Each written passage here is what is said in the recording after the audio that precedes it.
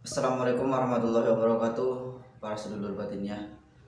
Alhamdulillah kita bertemu kembali, dan pada kesempatan kali ini kita akan membahas tentang kodam leluhur, yaitu untuk ciri-ciri orang yang diikuti oleh kodam leluhur. Baik para sedulur semua, sebelum kita lanjut, kita harus lebih dahulu pahami apa itu kodam leluhur, karena banyak banget yang gagal paham sama kodam leluhur. Untuk subscriber batinnya juga banyak banget yang bukannya nggak paham sih, tapi salah paham tentang artian kodam leluhur. Banyak yang bilang kodam leluhur itu leluhurnya yang zaman dahulu yang sudah meninggal, katanya. Cak, saya diikuti leluhur saya. Cak, bagaimana cara manggil leluhur saya, katanya. Saya malah bingung sendiri gitu loh. Jadi gini lur, untuk kodam leluhur maksudnya kodam yang pernah mendampingi leluhur kita zaman dulu. Misal nih, saya punya kakek, terus kakek saya dulu itu artian kata sakti gitu. Dan kakek saya dulu punya kodam. Nah, pas kakek saya meninggal, kodamnya mendampingi saya gitu. Misal saja itu namanya kodam leluhur. Kodamnya leluhur ya, bukan kodam leluhur. Nah, jadi biar gak gagal paham, para sedulur semua, videonya diteliti atau nontonnya dengan harus menghayati gitu. Jadi maaf ya sambil ngerokok ya.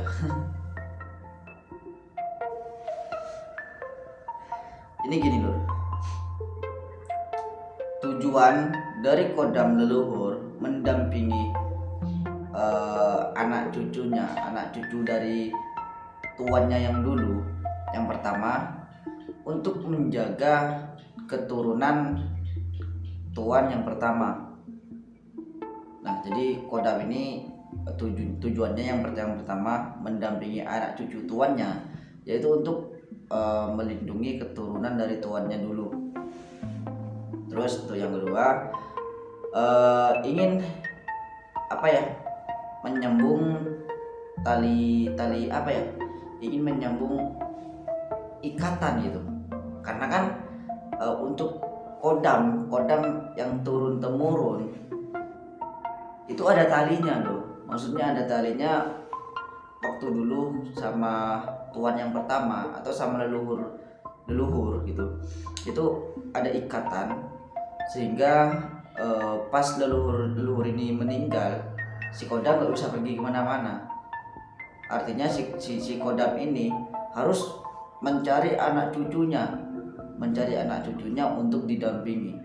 Jadi talinya nggak bisa putus. Jadi agar talinya nggak kocar kacir atau talinya nggak putus, jadi si kodam ini turun untuk mencari anak cucunya. Itu yang kedua. Dan yang ketiga, agar anak cucu yang didampingi ini meneruskan ilmu-ilmu yang dimiliki oleh leluhurnya dulu gitu. Jadi misal gini, leluhurnya dulu sakti gitu ya, hanya artian kata sakti, terus bisa ngobatin orang, bisa misalnya bisa ngilang gitu, bisa lari cepat gitu.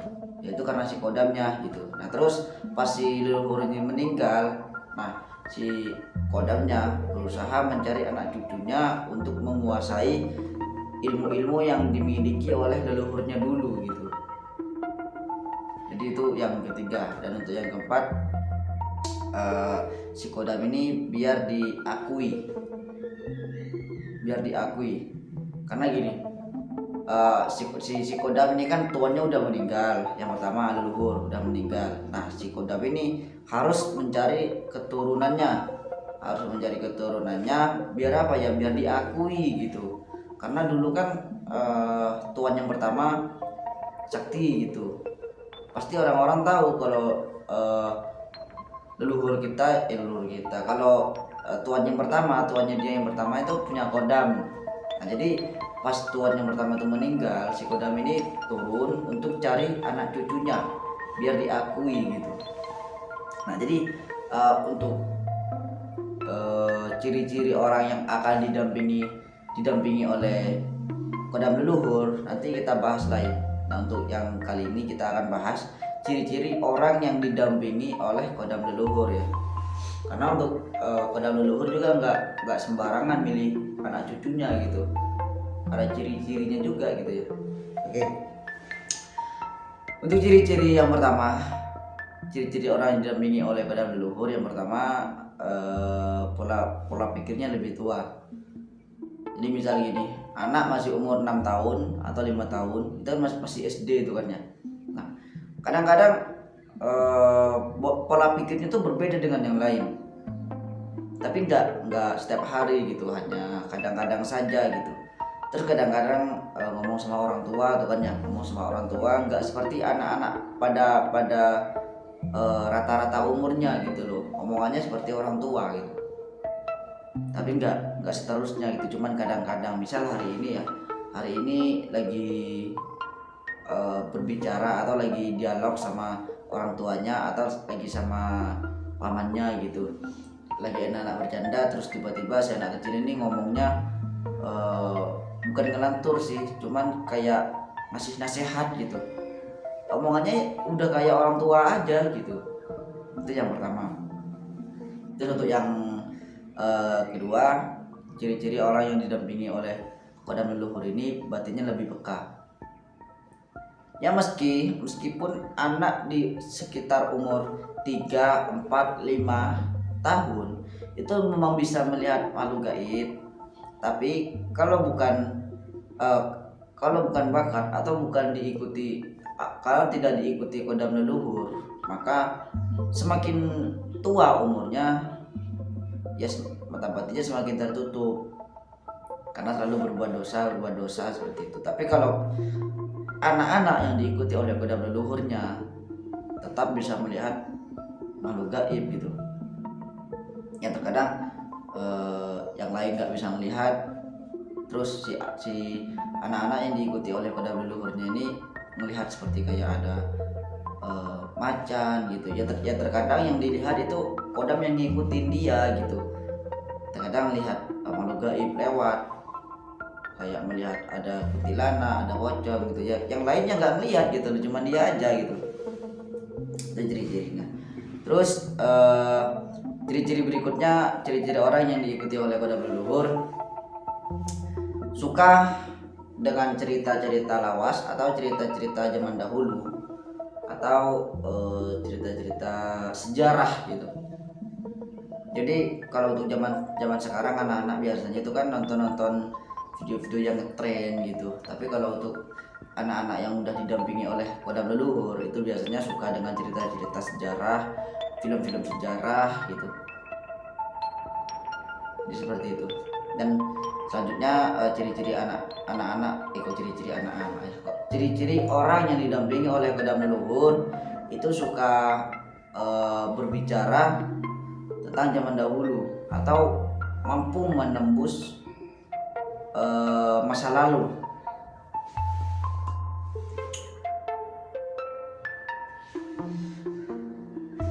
Jadi orang yang udah didampingi oleh kodam leluhur itu mampu bercerita pada zaman dahulu. Misal ini tuannya si kodam leluhur ini dulu hidupnya pada zaman tahun 1900-an misal ya, 1992 gitu. Nah, terus penerusnya anak cucunya ini yang diikuti oleh kodam leluhur itu mampu bercerita tentang kejadian pada zaman 1992 itu, mampu bercerita dengan detail. Kenapa? Karena gini loh, kalau udah diikuti kodam leluhur, kadang orangnya ini bermimpi ya pada kejadian saat itu juga, kejadian pada zaman leluhurnya masih hidup gitu. Itu kadang mimpi seperti itu, atau mendengar bisikan-bisikan dari kodam leluhur itu, dibisikkan tentang cerita-cerita pada zaman dahulu gitu. Jadi orang yang didampingi oleh kodam leluhur ini mampu bercerita dengan detail, meskipun orang lain itu nggak tahu, tapi dia mampu bercerita dengan detail, bercerita apa adanya gitu, bukan dibuat-buat gitu. Nah, dan untuk yang terakhir ini memang apa ya, jelas banget bisa kita lihat kalau seseorang didampingi oleh kodam leluhur. Gini, ini saya jelasinnya sedikit bingung kalau untuk yang terakhir ini. Misal gini loh, orang yang didampingi oleh kodam leluhur, misalnya yang masih umur 5 tahun gitu, masih umur 5 tahun, terus tiba-tiba ngomong sama orang tua itu, tiba-tiba ngomong tentang kebatinan, ngomong tentang zaman dahulu. Intinya berbicaranya itu nggak masuk akal loh. Ini ya, kalau untuk anak-anak umur 5 tahun itu nggak bakal ngerti tentang ilmu kebatinan, ilmu kekodaman, atau cerita-cerita zaman dahulu gitu. Tapi jika orang yang udah didampingi oleh kodam leluhur, maka kadang-kadang dia ngomong tentang itulah. Kenapa ya? Karena ada bisikan dari kodam leluhur itu, ada bisikan berbicara tentang kebatinan, tentang keilmuan harus gimana, atau tentang apa ya, tentang tetangga bukan ngomongin tetangga ya, tentang tetangga kita harus gimana biar lebih akur, atau tentang ilmu kejawen gitu loh. Nah, tapi terkadang lupa loh. Jadi misal gini ya, lagi enak-enak ngomong, orang yang diikuti kodam leluhur tuh ya lagi enak-enak ngomong, ngasih apa ya, ngasih wejangan gitu sama orang tua yang diomongin gitu, ngasih wejangan sama orang tua. Terus tiba-tiba di tengah jalan, maksudnya di tengah-tengah pembicaraan itu ya, dia lupa ngomong apa. Terus kalau udah lupa, udah dia normal lagi kayak anak-anak biasa gitu. Nah, nanti tiba-tiba dibisikin lagi sama si kodamnya, atau dikasih penglihatan lagi sama si kodamnya, dia bicara tentang itu lagi gitu. Jadi ya, itu ciri-ciri yang sangat terlihat sekali jika orang diikuti oleh kodam leluhur. Jadi mungkin cuman itu saja yang saya tahu tentang orang yang diikuti oleh kodam leluhur. Ya mudah-mudahan lah sedikit banyak bermanfaat untuk sedulur semua, atau mungkin nanti di daerah sedulur itu ada yang seperti itu mungkin. Oh, ada lagi satu, lupa. Orang yang diikuti oleh kodam leluhur itu pas lahir itu ada tanda lahir seperti tompel, atau kalau kata orang Jawa itu toh, kalau kata-kata modern sekarang tompel, entah itu di pipi atau di punggung gitu, atau di pantat atau di kaki gitu, itu ada tompelnya. Nah, meskipun leluhurnya belum meninggal yang punya ilmu ya, tapi pas dia lahir itu ada tanda lahir. Nah, nanti pas leluhurnya ini meninggal, nah kodamnya itu akan langsung turun ke anak yang memiliki tanda itu.